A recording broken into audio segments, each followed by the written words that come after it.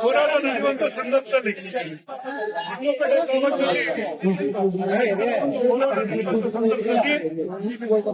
ಶಾಸಕರು ಬಂದು ಶಾಸಕರು ನಡತೆಯನ್ನ ತೋರಿಸಿರುವಂತದ್ದು ಅಲ್ಲಿ ಸಭೆಯಲ್ಲಿ ರೈತರಿಗೆ ಅಗೌರವವನ್ನು ತೋರಿಸಿರುವಂತದ್ದು, ರೈತರ ಬಗ್ಗೆ ಕೀಳಾಗಿ ನಡ್ಕೊಂಡಂತದ್ದು. ಹಾಗಾಗಿನೇ ಇವತ್ತು ರೈತರು ಅವರಿಗೆ ತಕ್ಕ ಪಾಠವನ್ನು ಕಲಿಸಿರುವಂತದ್ದು ಇವತ್ತು ಅವರ ನಡವಳಿಕೆ ಮತ್ತು ದಿಗ್ವಿಜಯವನ್ನು ಕೊಟ್ಟಿದೆ. 14 ಕ್ಷೇತ್ರದ ಪೈಕಿಯಲ್ಲಿ 12 ಕ್ಷೇತ್ರ ಭಾರತೀಯ ಜನತಾ ಪಾರ್ಟಿ ಗೆದ್ದಿರುವಂತದ್ದು. 14ರಲ್ಲಿ 12 ಕ್ಷೇತ್ರದಲ್ಲಿ ಭಾರತೀಯ ಜನತಾ ಪಾರ್ಟಿ ಇವತ್ತು ಗೆದ್ದಿದ್ದೀವಿ ನಾವು ಗುಂಡ್ಲುಪೇಟೆಯಲ್ಲಿ. ಇದು ಭಾರತೀಯ ಜನತಾ ಪಾರ್ಟಿಗೆ ಜನರ ಬೆಂಬಲವನ್ನ ಜನರು ವ್ಯಕ್ತಪಡಿಸಿರುವಂತದ್ದು. ಹಾಗಾಗಿನೇ ಇವತ್ತು PIT ಚುನಾವಣೆ ಬಹಳ ಪ್ರತಿಷ್ಠೆ ಆಗಿತ್ತು. ಆ ಪ್ರತಿಷ್ಠೆಯಲ್ಲಿ ಅನೇಕ ಜನ ಅದನ್ನ ಸವಾಲಾಗಿ ಸ್ವೀಕಾರ ಮಾಡಿದ್ರು. ಆ ಸವಾಲ್ಗೆಲ್ಲ ಇವತ್ತು ಉತ್ತರವನ್ನು ಕೊಟ್ಟಿರುವಂತದ್ದು ಈ ಕ್ಷೇತ್ರದ ಜನ ಕೊಟ್ಟಿದ್ದಾರೆ. ಇವತ್ತು ಉತ್ತರವನ್ನು ಕೊಟ್ಟಿರುವಂತದ್ದು ಅನೇಕ ಅಧಿಕಾರಿಗಳ ಬೆಂಬಲವನ್ನು ತಗೊಂಡು ಮಾಡಬೇಕು ಅನ್ನೋ ಪ್ರಯತ್ನದಲ್ಲಿ ಅವರು ಇವತ್ತು ವಿಫಲರಾಗಿದ್ದಾರೆ. ಉದಾಹರಣೆಗೆ ನಿಮಗೆ DCM B ಸರ್ಟಿಫಿಕೇಟ್ ಅನ್ನ ಸುಳ್ಳು ದಾಖಲಾತಿಯನ್ನ ಕೊಟ್ಟು ಅವ್ರಿಗೆ ಸ್ವಲ್ಪ ಪ್ರಮಾಣದ ಆದಾಯ ಇದೆ ಅಂತ ಹೇಳಿ ಸುಳ್ಳು ಪ್ರಮಾಣವನ್ನು ಕೊಟ್ಟು ಇವತ್ತು ಚುನಾವಣೆಯಲ್ಲಿ ಗೆಲ್ಲುವಂತ ಪ್ರಯತ್ನವನ್ನು ಮಾಡಕ್ಕೆ ಕೊಟ್ಟಿದ್ರು. ಅಂದ್ರೆ ಅದನ್ನ ಬಿಜೆಪಿ ನಮ್ಮ ಮುಖಂಡಗಳೆಲ್ಲ ಸೇರಿ ಆ ಸುಳ್ಳು ಪ್ರಮಾಣ ಪತ್ರವನ್ನ ಅದರ ಬಂಡವಾಳವನ್ನ ಬಯಲು ಮಾಡುವ ಮುಖಾಂತರ ಇವತ್ತು ಅದನ್ನ ಅವರ ಬಂಡವಾಳ ಕಾಂಗ್ರೆಸ್ ದೊಡ್ಡ ಬಂಡವಾಳ ಏನೋ ಅಂತ ಆಗುತ್ತೆ.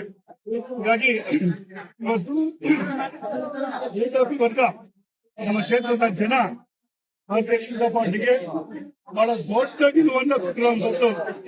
ಅವರು ಇನಾನಿಮಸ್ ಅಲ್ಲಿ ಒಂದೇ ಒಂದು ಗೆದ್ದಿದ್ದು. ಈಗ ಚುನಾವಣೆಯಲ್ಲಿ ಗೆದ್ದಿರುವಂತದ್ದು ಒಂದೇ, ಗೆದ್ದಿರೋದು ಒಂದೇ.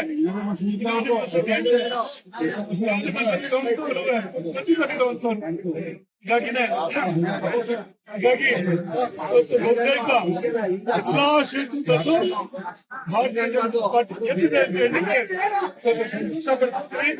ಇದು ರೈತರ ಗೆಲುವು, ರೈತರಿಗೆ ಸಿಕ್ಕಂತ ಗೌರವ, ರೈತರಿಗೆ ಸಿಕ್ಕಂತ ಮರ್ಯಾದೆ.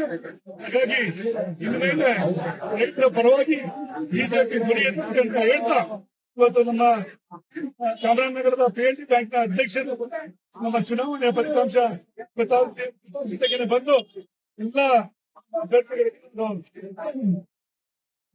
PIT ಬ್ಯಾಂಕ್ ಅಲ್ಲಿ ಇವತ್ತು ರೈತರ ಪರವಾಗಿ ಕೆಲಸಗಳು ನಡೀತಾ ಇದೆ.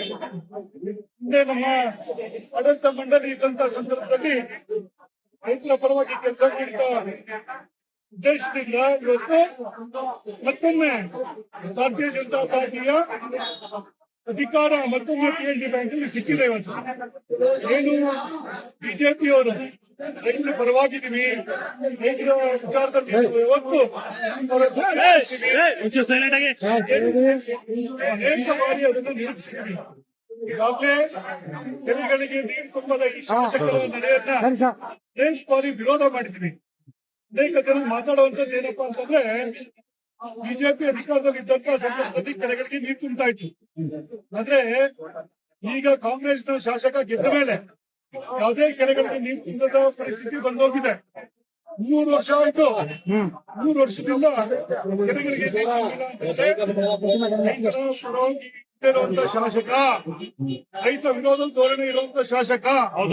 ಇವತ್ತು ಈ ಶಾಸಕರಿಗೆ ಸರಿಯಾಗಿ ಬುದ್ಧಿ ಕಲಿಸ್ಬೇಕು ಅಂತ ಹೇಳಿ ಇವತ್ತು ರೈತಾಪಿ ವರ್ಗದ ಜನ